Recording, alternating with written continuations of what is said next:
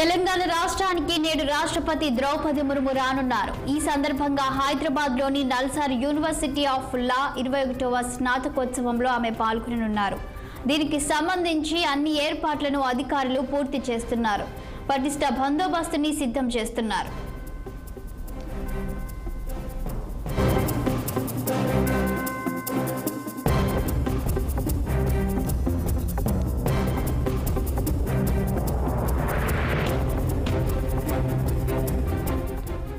తెలంగాణ రాష్ట్రానికి నేడు రాష్ట్రపతి ద్రౌపది ముర్ము రానున్నారు. ఈ సందర్భంగా హైదరాబాద్ లోని నల్సార్ యూనివర్సిటీ ఆఫ్ లా 21వ స్నాతకోత్సవంలో ఆమె పాల్గొననున్నారు. దీనికి సంబంధించి అన్ని ఏర్పాట్లను అధికారులు పూర్తి చేస్తున్నారు. పటిష్ట బందోబస్తుని సిద్ధం చేశారు. ఇక ముర్ము పర్యటనకు సంబంధించి పూర్తి వివరాలు మా పొలిటికల్ బ్యూరో చీఫ్ రామ్ అందిస్తారు. Good morning Ram. ఇక చెప్పండి, నేడు తెలంగాణకు రాష్ట్రపతి ద్రౌపది ముర్ము రానున్నట్లు తెలుస్తుంది.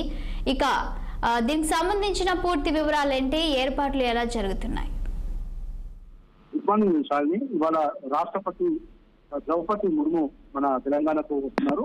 ఇవాళ మధ్యాహ్నం 12 గంటల సమయంలో ఆమె బేగంపేట ఎయిర్పోర్ట్ కు వస్తారని చెప్పేసరికి అధికారులు స్పష్టం చేసిందని, అదేవిధంగా బొల్లారంలోని రాష్ట్రపతి నిలయంలో కూడా పాల్గొంటారు. పలు కార్యక్రమాల్లో పాల్గొంటారు. ముఖ్యంగా షామీర్పేటలోని నల్సార్ యూనివర్సిటీకి సంబంధించిన నల్సార్ న్యాయ విశ్వవిద్యాలయం 21వ స్నాతకోత్సవ కార్యక్రమంలో ఈ కార్యక్రమం పాల్గొనడానికి అక్కడ ఢిల్లీ నుంచి ప్రత్యేకంగా వస్తున్నారు. ఇప్పటికే సంబంధించిన ఏర్పాట్లను అధికారులు కలెక్టర్ అందీప్ కుమార్ తో పాటు ఆర్ఎండ్పీ, పోలీసు, రెవెన్యూ, వైద్య ఆరోగ్య శాఖ, పథకం, అటవీ, విద్యుత్ తదితర శాఖల పైన గత 2 రోజులు కూడా రాష్ట్రపతి పర్యటనపై అధికారులు బందోబస్తు ఏర్పాటు చేశారు. బేగంపేట ఎయిర్పోర్ట్ నుంచి బొల్లారం ఏరియాలో కూడా ట్రాఫిక్ ఆంక్షలు కూడా విధించడం జరిగింది.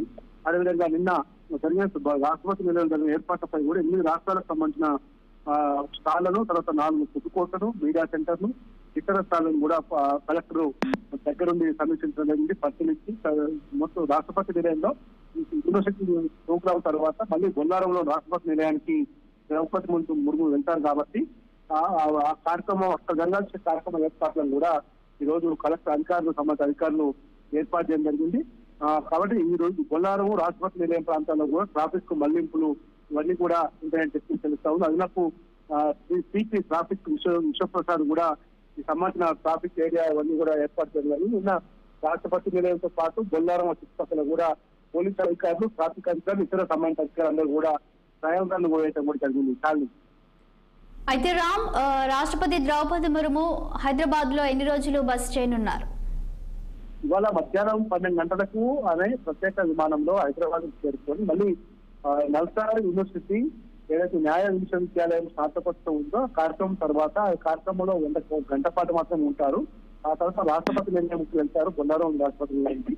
ఆ తర్వాత మళ్ళీ సాయంత్రం తిరిగి ఆమె ఢిల్లీకి వెళ్తారు. Thank you Ram.